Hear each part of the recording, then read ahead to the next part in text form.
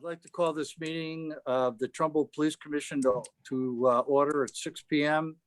For the record, Vivian, would you please do a roll call, the commissioners? Yes. Chairman Baldwin, Here. Commissioner Magliocco, Yes. he's here. Commissioner Trevs, Here. Commissioner Champion, here. We have a quorum. Okay, just before we start, I'd like to, for those of you who were not aware, we have a new commissioner, Commissioner Kathy Champion. We'd like to welcome her to the Trumbull Police Commission to her first meeting. Welcome, Kathy. Thank you for having me. Okay, we've already done the Pledge of Allegiance, so we'll move to item 3 on the agenda, which is public comment. Bill, is there anybody that would interested in public comment? There's nobody here at this time. Okay, we'll close public comment. Item 4 on the agenda, approval of the March 9th, 2021 Police Commission meeting minutes. Kathy, you won't be able to vote on those, I don't think, because you weren't present for those. Do we have a motion to accept? So moved. Commissioner Magliocco moved. I'll second. Second, Commissioner Trevs. Any discussion about those minutes? No discussion. We'll go to a vote. All those in favor signify by saying aye. Aye. Any opposed? None. Okay, Chief, pass it over to you for correspondence. Good evening. Thank you. The first document that you have in your file under correspondence is the annual evaluation of Assistant Chief Glenn Burns. As you can see, he's been he was deputy chief for almost 14 years, and he's been in his current rank since May of 2018.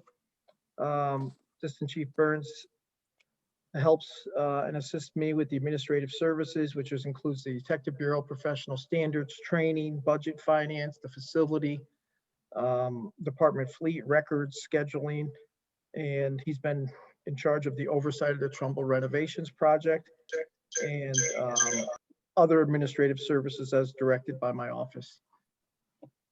He's got extensive knowledge in investigations. He oversees the Detective Bureau, as I mentioned earlier. He oversees the general management of the budget.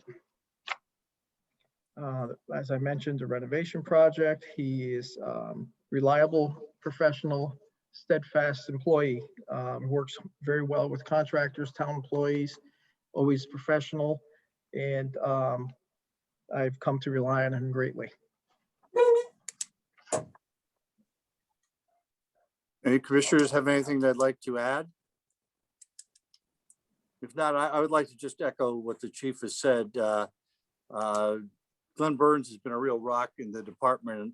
He, along with the chief of I believe, are the only 2 FBI Academy graduates we have on the department. Is that correct, Chief? No, there's just one. It's just Glenn. Just Glenn. Okay. Yeah. Glenn, the only FBI Academy graduate. So, yeah, he's been great. Unfortunately, he couldn't be here this evening. He's enjoying himself immensely with his in-laws up in Buffalo, New York. So he couldn't be here tonight. All right. Okay. I think that requires any action. Chief, you can go on to the rest of your report. Okay. The next form of correspondence is my evaluation of Deputy Chief Cinto. Deputy Chief Cinto has been a member of the department since 1984. He's been a deputy chief since May of 2018. Before that, he was a lieutenant for almost 5 years. He commands the uniform division, which is the largest division of any police department. It encompasses our patrol division, support services, which are all the units and special divisions within the patrol division. They would respond to, say, serious accidents. We'd have our traffic officers go to that. We have our emergency response team within that, the bicycle unit, firearms and dive teams. And in any police department, the patrol division is your largest division and the backbone of the department.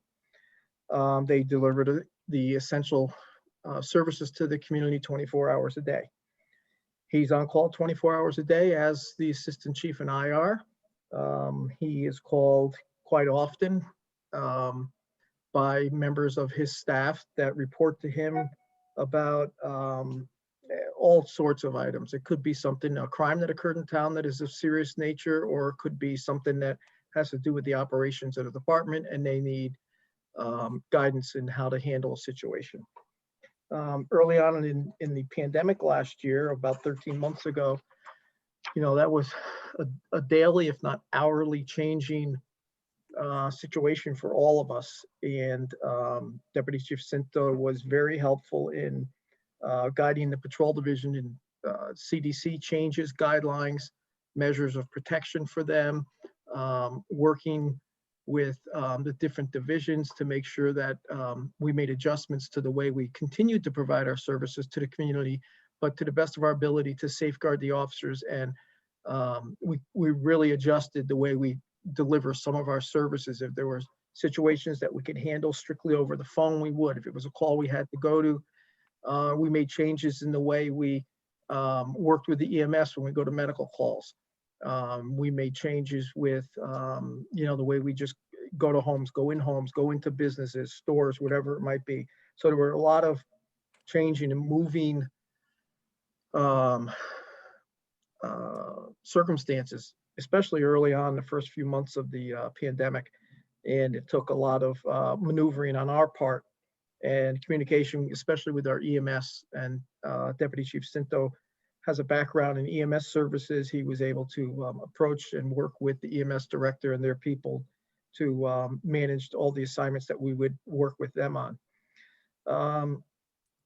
Like I said, he's responsible for the support services of the department, additional specialized resources, field operations, combining them with everything else that was going on. It was a very complex year, plus the fact that we had a lot of changes and a lot of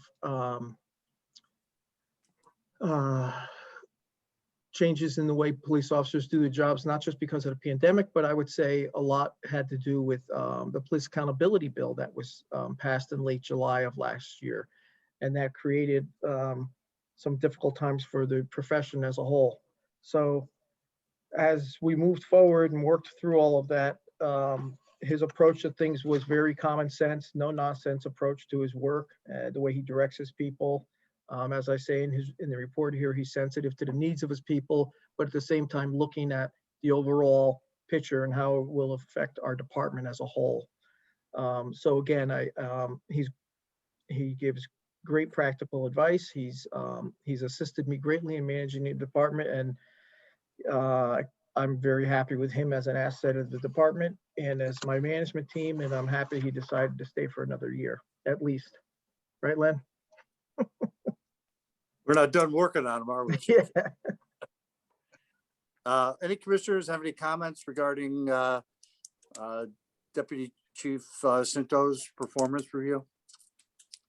Again, want to echo that Lenny has been a tremendous asset to the police department over the years, and particularly as a member of the senior leadership team of the Trumbull Police Department. Very, very grateful, very proud that he's with us, and also grateful that he's going to stay on another year. So thank you, Len, for everything you've done. Yep. All right, Chief, operations report. Okay, there were a few other things in correspondence where we got some donations from people from within the community. If you look through, there's some letters here from some students thanking the officers for all of the services that they provide, about appreciating the officers and for them protecting them, for their hard work and keeping the families in the community safe. And then there's another letter here at the end to Captain Golding from a resident who last summer was at the Trumbull Mall in the food court, and somebody actually, I don't know the full intentions, but somebody actually grabbed his 2-year-old child while they were seated in the food court, and they were able to stop this gentleman who from doing anything further, but the fellow left. 2 of our officers responded. Ultimately, were able to identify who it is, and they made an arrest, and that case is still pending in court. Good. Onto the calls for services section, you'll see we had 1,621 calls for service in the month of March, which is pretty big upswing from February, which was 1,140.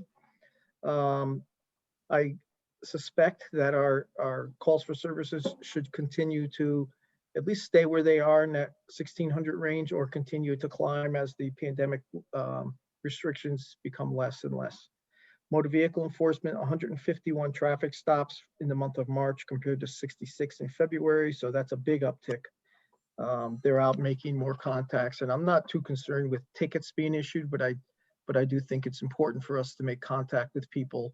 It deters crime, and it hopefully people will be more compliant with our motor vehicle laws. The next page are the criminal activity report. There were 61 crimes reported to our patrol division, 46 shoplifting or larceny cases. Actually, the motor vehicle theft in the month of March, I'm happy to report, was only one because we had seen a big uptick in that last year.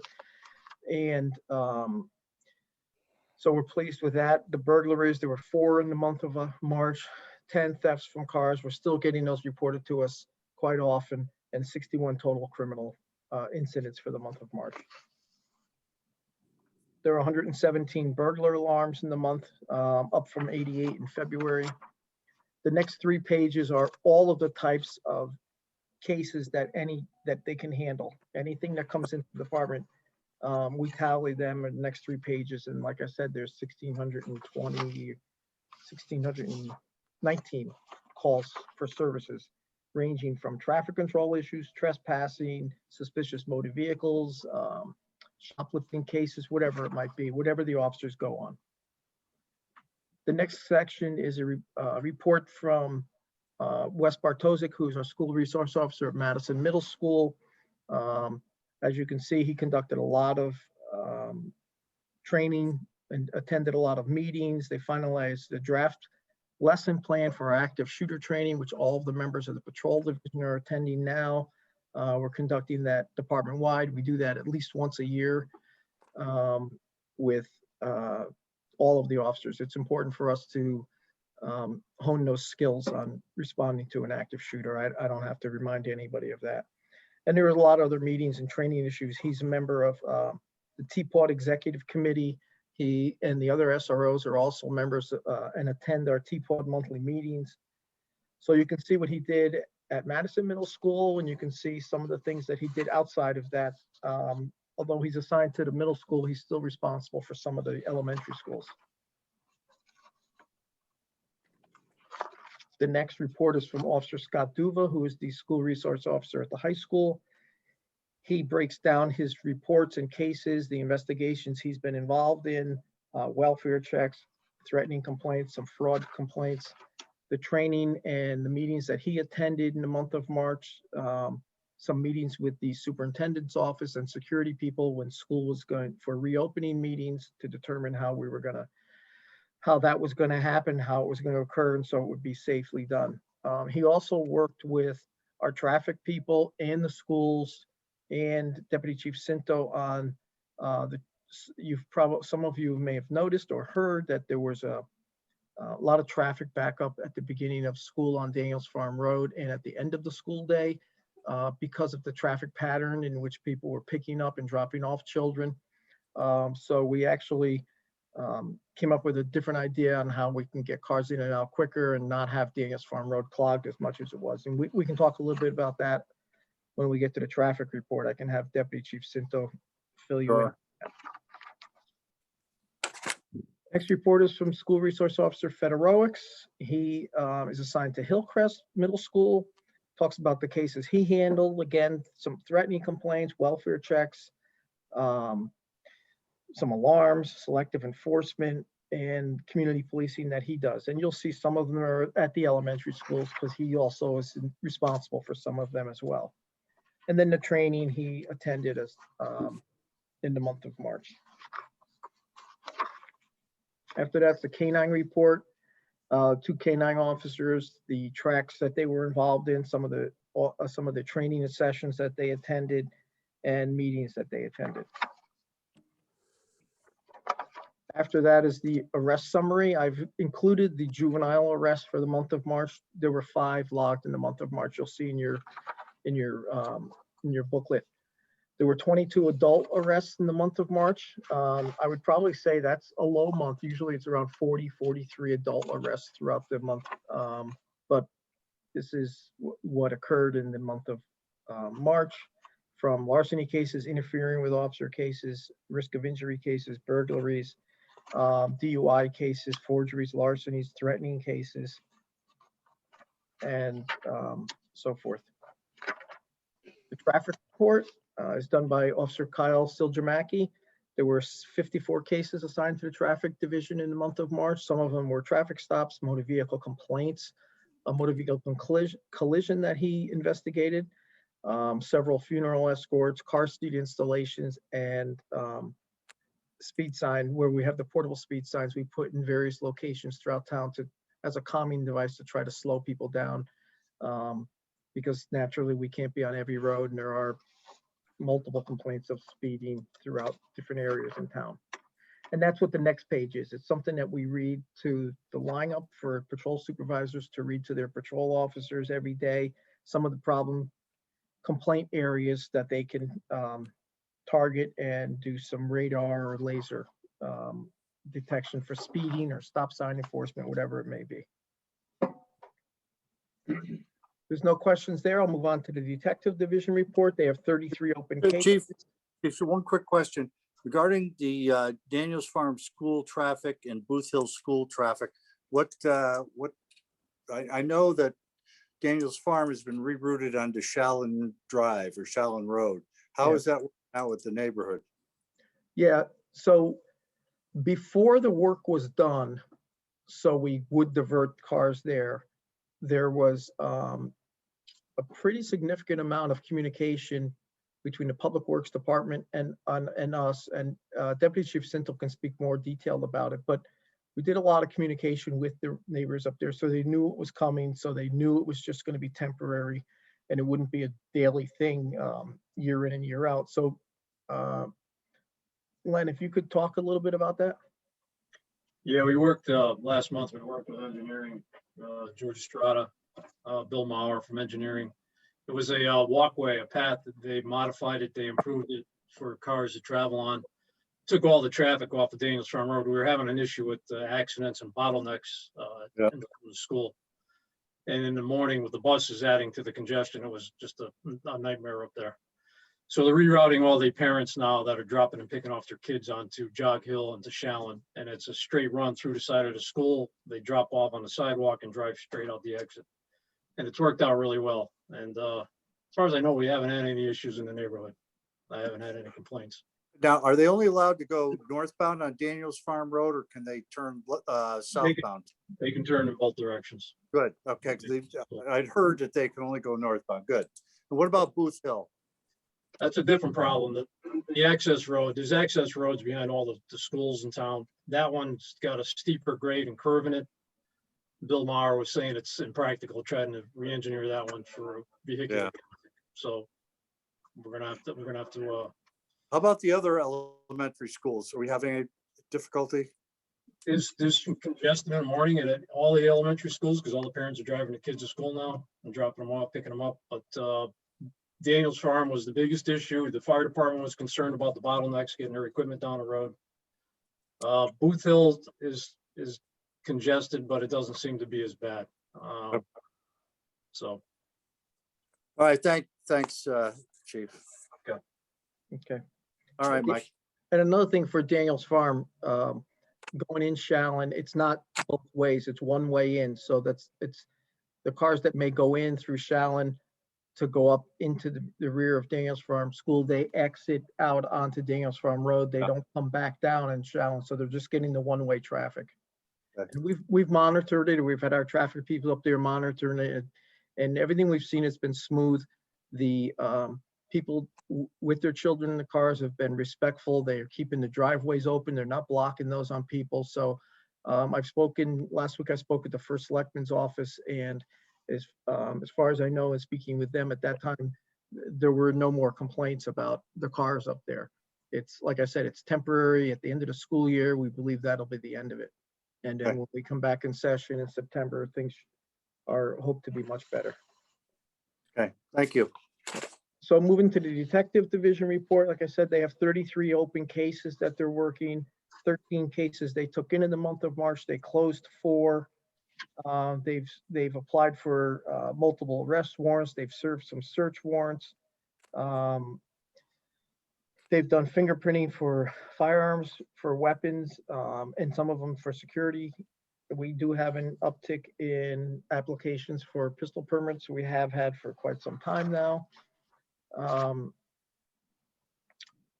If you look at their monthly status report, it kind of highlights some of the cases. They had 14 cars that they're investigating that were entered. And I have to say, and I say it every single month, every one of these cars was left unlocked. I don't know of one that is locked and broken into. Every once in a while, we do get one, but I can't think of one in recent memory that was in somebody's driveway overnight that was broken into, literally broken into. They're entered or not, and I get it, believe me, they're not supposed to be. People shouldn't be doing that. You shouldn't expect people to do that, but there are people who do take advantage of those situations, and that's why they're being stolen, and that's why they're being entered, and things are being taken out of them.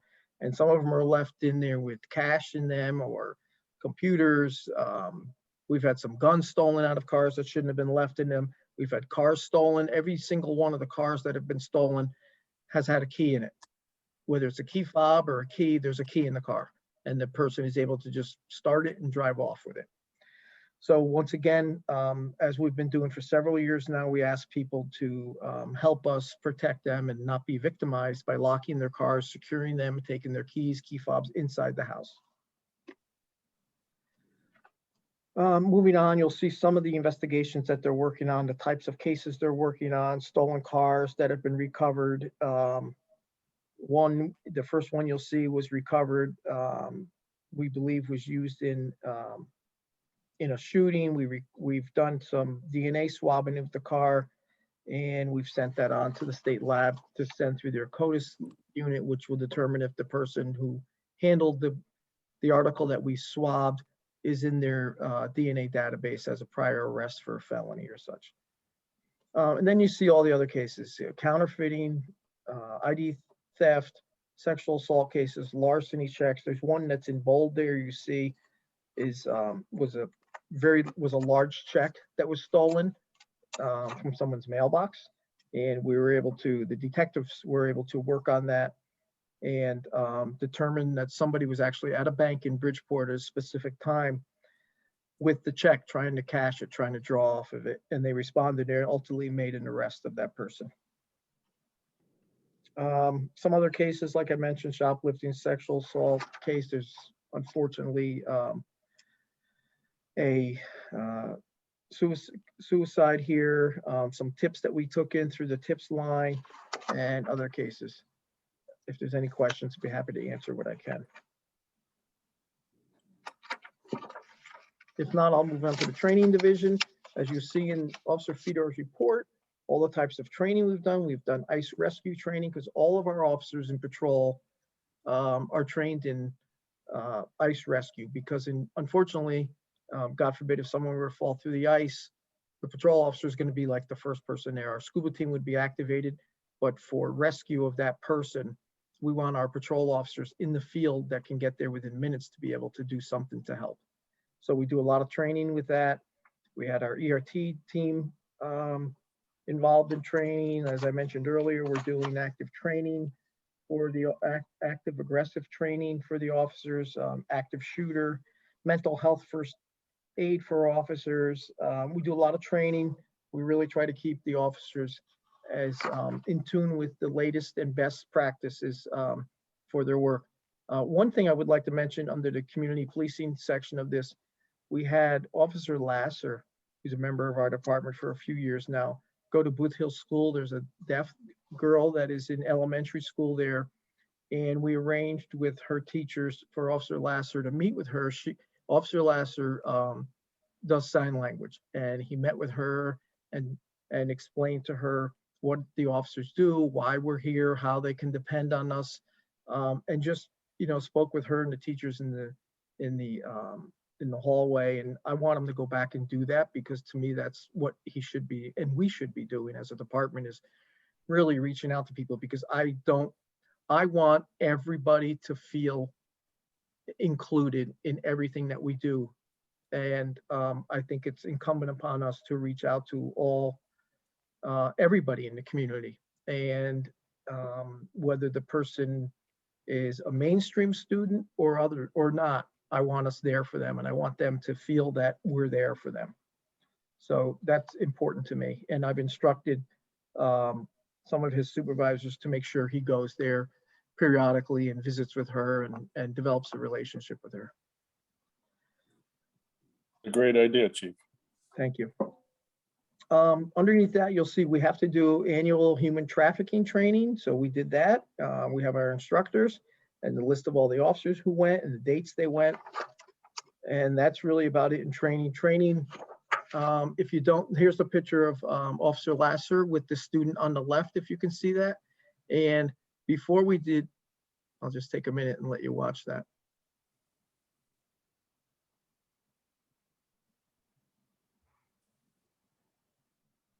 So I think that's very heartwarming.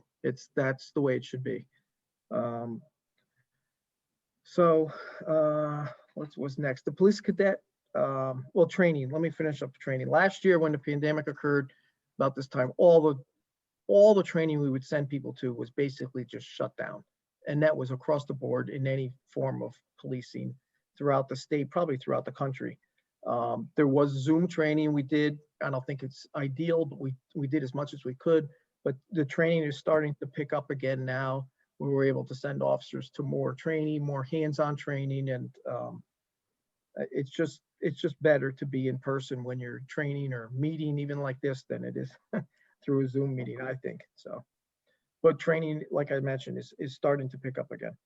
The next report is the police cadet post report from Officer Fedor. He's our advisor there. And you see that he and Officer Gisvold met with the cadets several times throughout the month for different types of training.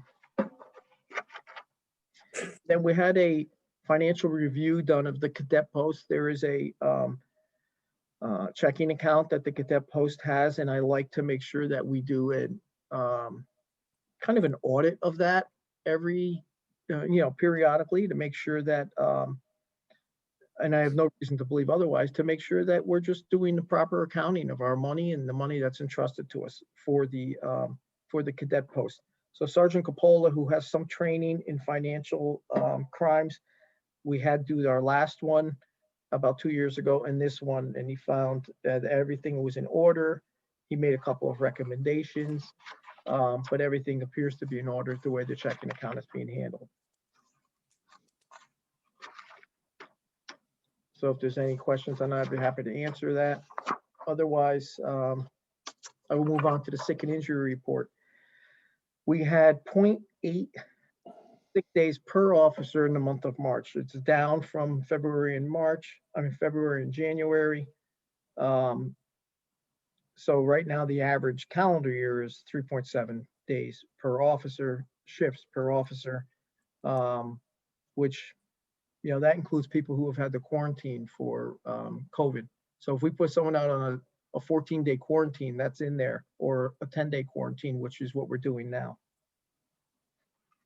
I did notice the light duty is up significantly. What's involved there? The light duty, I believe that was one of our detectives who came back. He had surgery and he was out for several months. He had shoulder surgery and he came back about 3 weeks ago, but he's restricted to basically desk duty. And he wanted to come back, and I'm more than happy to bring people back light duty. At least It's good for them mentally, and it's good for us because we get some productivity out of the officer. Absolutely, no, that's fine. It's a number that just popped out. Yeah, so. yeah, yes, that's what that is. Okay. The budget is your next sheet. As you see, we're pretty much in line with the budget this year. The one part I would like to bring to your attention is the salary line. I have mentioned this before. When the union settled the contract last year, there were 3 years of raises that were not in the budget when we presented it last year. So I believe it was a 2.25%, a 2%, a 2.5% raise that naturally compound. but they're not in this budget. So that's the major reason why we're behind about 1% year to date in the salary line. I do know that the town does have the money, but it's in a contingency account. It has not been transferred to our salary line yet. So I think everything this year, it's going to be very tight if that money is not moved from contingency to the salary line to make the budget. But I think we'll be okay because the money's there. It's just was not transferred, like I said. So it appears as though we'll come in within budget again this year. And I don't know if there are any questions on the budget. No, no questions on the budget. That's really it. That's my report. I saw there's a line there for an update on the police accountability bill. Oh, that's true. So the police accountability bill was voted on just, I believe it was last week, and signed by the governor. It is law now. The use of force portion of it that really had a lot of us concerned because of the wording in some of the bill where it said officers must exhaust alternatives to types and levels of use of force. And sometimes you can't. You just, unfortunately, if you walked into a very bad situation and you had to go and not use verbal commands, not use less lethal force, weren't able to back out of, say, a room, there's so many different circumstances. You may not be able to exhaust those ways to avoid using, say, deadly force. And thankfully, it's not often, but we don't want our officers put in unreasonable and more unsafe situations than they already are. So the wording, the legislature did make changes to the wording that they had come up with in July. It's in my opinion better than in what it was. It's I don't want to say better. I should probably say much more reasonable than what it was. We did try the Connecticut Chiefs Association, myself. I know Commissioner Baldwin addressed some of our lineups to early on last July to let the officers know that we were doing all we could to make sure that the bill was and became, when it became law, was reasonable. I'm not saying there weren't areas for improvement. There always is. However, it's still got to be reasonable for a person to be able to function and keep themselves as safe as they can while safeguarding others, which they're responsible for, and caring for the person that they may arrest or may need mental health, whatever it might be. So some of that changed. It's more reasonable than what it was last July. The use of force portion of it does not become effective until January of 2022 because the Chiefs Association felt that it was impractical to try to get it in place for, which initially was April or even July, because there's about 8,500 police officers in the state of Connecticut. And we wanted to make sure that the lesson plan that would ultimately be approved by the police training council in Meriden is something that is practical and is going to work, because the last thing we want to do is train people and not train them properly. So we vetted trainers. They're working on lesson plans because this is something that's going to be long lasting. And we want to make sure it's done the right way. And then after that plan is put together, that model, the post council has to approve it. Then people can send their trainers to be trained in it, or vendors would be selected to teach. So it's a long process to make sure that it's done the proper way. It's not just something you want to say, okay, go out and train all these people in it, because we want the right people doing the training who are trained the right way in the first place, and that we're doing it in accordance with what the bill calls for. So that becomes effective January 1st. Some of the other parts of the police accountability bill, such as drug testing, for drugs and steroids, already started. We already have to start doing that each 3 years. When an officer comes up for the recertification, they have to go through that testing. Everybody does. So we're starting that very soon. We've worked with some vendors on that. We've selected one. Naturally, there's a cost to the town, but we're doing everything we can to keep the cost as low as possible. These are unfunded mandates by the state that all the municipalities have That to. was going to be my question. That was Yeah. exactly what I was gonna ask. Yeah, it's an They were unfunded, unfunded. yeah. Unfunded mandate. There's several in there. There's that, and there's every 5 years, every officer has to go through a psychological screening. It's not like a full, complete fitness for duty, but it's a exam, but it is about a 45-minute meeting with a therapist or a psychologist. And it's good because it does allow us for, in some cases, early warning systems if there's issues. And we can get to them before there's a problem. But there's certainly a cost for something like that. Nobody's going to do it for free. So those are, again, like I said, unfunded mandates. So we're working on that. We've informed the first selectman's office and the finance department of the town that these are costs that are going to be coming. And we have to do some of them every year. So including the training, the training for the new use of force for the new use of force accountability bill, everybody in the department has to be trained in it. So everybody's got to go through it. So if you're on a shift and you've got to do it on a different time, there's a cost to that. So we're working through it. We'll do it as efficiently as we can and get it done. There were other costs within the bill too. And not that I disagree with it, but the outer garment, regardless of what you're wearing as a police officer, whether it's a raincoat, a winter coat, just a regular shirt, a reflective vest, whatever it might be, must have your name adhered to the outside of it and your badge. That's the law now. And that's a really big expense for us, believe it or not, because we have to have, the officers are getting 5-6 shirts plus their raincoats, plus their winter coats, plus their windbreakers, plus their outside ballistic vests. And if they have a traffic vest, we have to take them, send them to wherever and have their name stenciled in or sewn in, and their badge has to be adhered to it also. It's a good idea, but it's not something that anybody really anticipated at this point, because you can stick your badge through your shirt and you can put your name tag on certain things, but some of these things you can't penetrate like that. So we have to have it sewn in. So we're working on it. It's just was something else that we needed to do. I don't know if Okay. there's any other questions. Any commissioners have any questions? Thank you, Chief, for your report. Commissioner Maglioka, do you have an update on the building renovation? Yeah, so I mute you so we don't get feedback.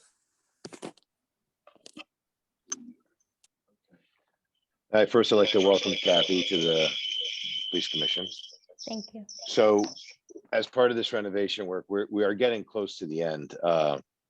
The fence has been completed in the outside to sort of buffer the noise and the sound with some of the neighbors on the exit as you leave the police department, for those that aren't familiar with it.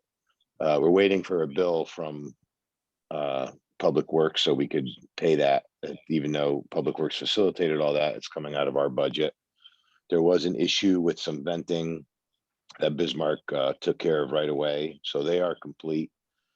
So basically it's just a couple little items that on the town side we're waiting to finalize. We're hoping maybe 2 meetings tops that we should be able to put an end to this. But I know Kathy, you finally got a chance to tour the police department and you could see the renovations down there. They came out pretty good. I think everybody else has seen it. And I didn't want to piggyback before, but Glenn was a very instrumental part in this whole thing, from keeping it organized. He definitely assisted Lisa and myself in making the reports and the committee meetings that we had to present a lot easier. So he definitely was instrumental in that whole process. So we're getting there, and hopefully our next meeting, I'll be able to say that we closed it out and are in front of town council.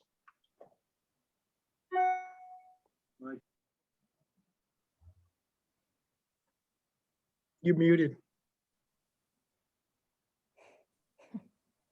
Okay, does anybody have any questions of Commissioner Maglioka? Well, No, thank you. Yeah, Tell go ahead. Angela, thank you for your efforts. It really did come out nice, what I saw the last time we took Yeah. a tour, and I think it was much needed, so great job. Oh, yeah. Great I job. didn't see the before, but the after is really great. It looked great. I was really Yeah. impressed how clean and, like organized everything was. It's really impressive. Big change. I hope somebody took some before pictures. Oh, we have them. We have 'em. Oh, yeah. The rusted out, rotted bathroom stalls and, but one thing that Commissioner Champion recognized today is the cleanliness of the rooms and Couldn't get over know, it. one of it naturally is the officers are doing a good job, but I can't say enough about our custodian. He's Chris, on top of things. yeah, he is. Good, that's great. Yep. Thank you, Mr. Maglioka. There's no new business on the agenda, so I'll entertain a motion to adjourn. Commissioner Maglioka, second. Second. All in favor? Aye. Aye. Aye. Okay, good luck. We'll see you next month. Okay.